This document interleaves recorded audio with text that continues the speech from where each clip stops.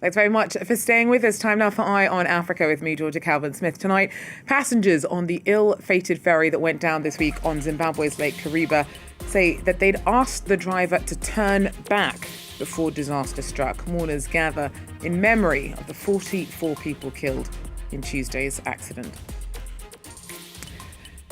Meanwhile, ballot counting begins for Zambia's presidential election, an exercise that will test President Hakainde Hichilema's first term in office, as he hopes that the economic uptick that he oversaw will keep voters on side in his bid for a second mandate. And researchers reckon that a combination of the rising cost of living and changing societal norms is behind a marked drop in the birth rate across North African countries that make up the Maghreb region. Across Tunisia, Morocco, Algeria, birth rates dropped by more than half since the 1970s.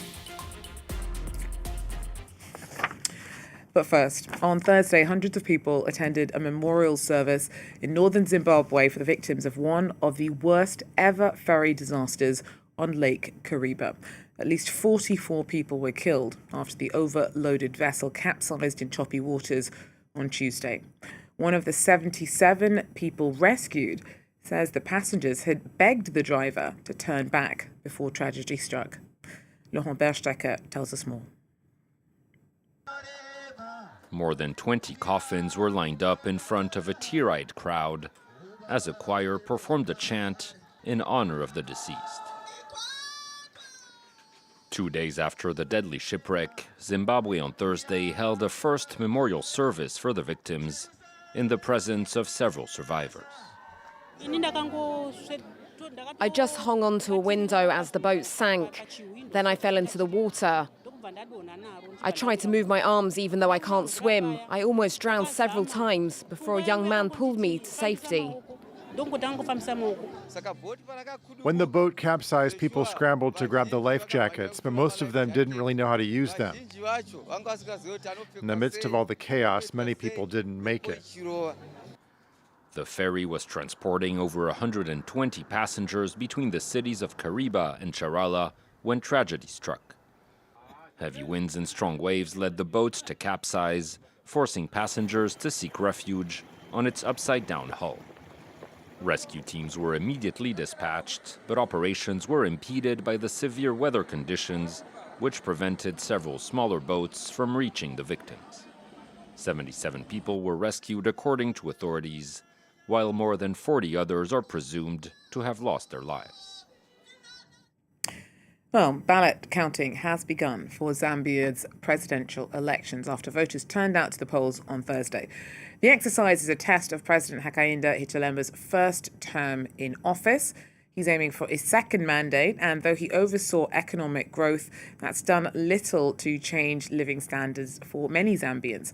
His main challenger amongst a field of 13 other candidates is Brian Mundubile, who's backed by an alliance of opposition party. Now, he's accused the government of putting the squeeze on his party's campaigning in the run-up to Thursday's voting. Meanwhile, voters themselves are hoping that their leaders will do something to up their quality of life. It's my first time voting, so I didn't know what to expect. I didn't know where to be. So I had to ask around, and they were guiding us. According to your surname, you had to be in a certain queue. And yeah, I've casted my votes, and I'm proud. I think I'm happy. It's my first time voting, like I mentioned, and we're looking forward to greater things for Zambia. To vote, we've been waiting for this day, and it has come. So we are exercising our rights to vote, and we want to vote peacefully. We pray for Mother Zambia so that we have peace, and everything should go according to the way we've planned. I came in very, very early. I came here around 2, and I think I was the first person here. And then I haven't even slept a bit from yesterday. I've been waiting for this day. It's finally here. Well, Mali's President Assimi Goïta has pardoned a French man sentenced to 20 years in prison for alleged involvement in a plot to destabilize the country. The French Foreign Ministry denied that Jan Vezilier was sent in to undermine Goita's administration. Bamako said that the facts of Vezilier's conviction back in June still stand, despite his pardon, and that he must leave Mali immediately. France's ambassador to the Central African Republic's been disciplined following accusations that he brought dozens of young women to his private residence in the capital, Bongi. Our regional correspondent Emmett Livingston tells us more. It's a scandal that's come at a sensitive time. France's ambassador to the Central African Republic allegedly received around 30 young women in his private residence in the capital, Bongi, between January 2024 and March this year. That's according to revelations made by the French newspaper Le Canard Enchaîné this week, which got wind of an official investigation into the ambassador's behaviour. Named Bruno Fouché, the ambassador is also alleged to have had sexual relations with at least 2 of the women. Fouché hasn't commented publicly, and the French embassy in Bongi didn't answer our questions. However, the French Foreign Ministry has said that an internal investigation is ongoing. For now, Fouché remains in his post, but the allegations are an embarrassment, especially given the delicate political and security environment in the Central African Republic. France has been working to mend its relations with the country after years of strain, caused in part by growing Russian influence there. Now, the Central African Republic and DR Congo are building a bridge between 2 of their major cities. The $60 million construction project will deliver a 645-metre bridge that will link the Central African Republican capital of Bongi with the Congolese city of Zongo. Take a look. At the Kalongu River port, activity never stops. After several days of sailing, a passenger boat from the Republic of Congo finally docks. Among the first passengers to disembark is Liddy, a regular trader on this route who quickly starts unloading her goods. I regularly travel by river. I go to DR Congo because the products are cheaper there than in Bangui. Today, this river crossing is the main link between Bongi and Zongo. A bridge could radically transform the daily lives of residents. The development, scheduled to begin this year, is part of a broader drive towards regional integration. In Bongi, residents welcome the initiative. If the government does manage to build this bridge, it will allow us to travel by road in safer conditions. Building this bridge will help prevent many tragedies. During the rainy season, we regularly see canoes and passenger boats capsize. Until the bridge is built, crossing the river remains high risk. Capsizings have increased in recent years. Despite limited resources, the government's civil protection teams continue their prevention and rescue operations. Officer Mina. You have been given safety instructions. We're counting on you to ensure that no incidents occur. Make sure the instructions are followed before every departure and boarding. Also ensure that all observation posts are properly staffed. Beyond its technical dimension, the Bongi-Zongo bridge represents a broader ambition to facilitate trade, make travel safer and bring communities on both banks of the river closer together. And researchers reckon that the rising cost of living and changing societal expectations is behind a marked drop in birth rates across the North African countries that make up the Maghreb region. So across Tunisia, Morocco, Algeria, birth rates have dropped by more than half since the 1970s. Take a look.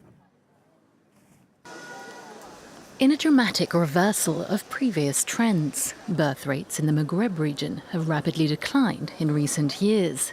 Experts believe that there are a combination of social and economic reasons behind the fall.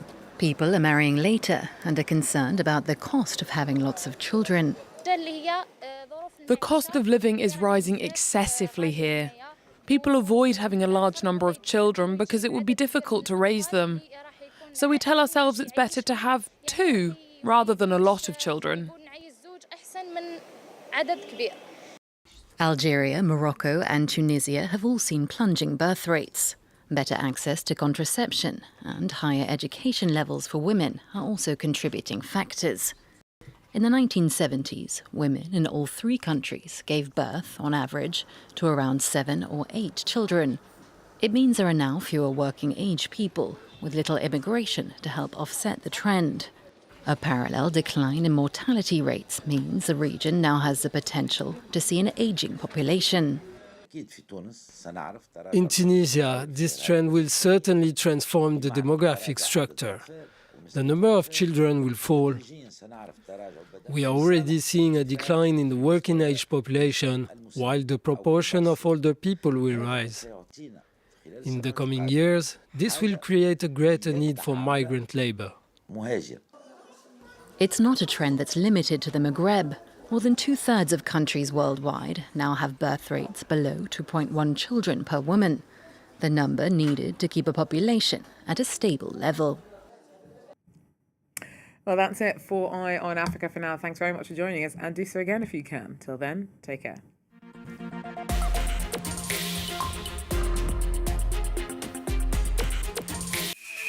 Since 2006, in French, English, Arabic and Spanish, the world's most influential figures trust us with exclusive interviews. Global leaders sharing their visions for the future. Vous avez 142 pays qui ont signé la déclaration de New York. Artists and creators spark inspiration. Thought leaders and innovators shape what's next. The biggest names are on France 24. Liberté, égalité, actualité. Thanks very much for staying with us. Time now for Eye on Africa with me, Georgia Calvin-Smith. All the latest in politics, economics and the arts in Africa on France 24. Our journalists are in every region, every country, to report on the emergence of a continent of unparalleled riches, bringing you Africa's stories on France 24. Thanks for joining us. Do so again. Take care. Liberté, égalité, actualité. Open your mouth. It's a pop ada. So they've made a small cut. So then we used the black stone. Clinically, it does nothing. 7:30 she had the bite, 8 o'clock she was here. I expect the anti-venom was given at 8:30. So well done, guys. This is really good.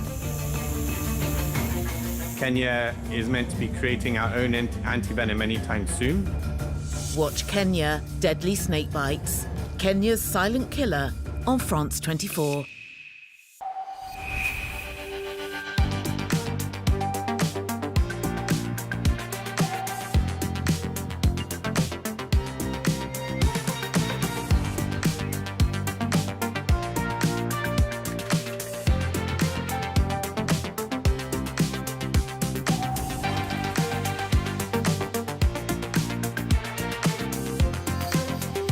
France 24, your economy explained. Liberté, égalité, actualité.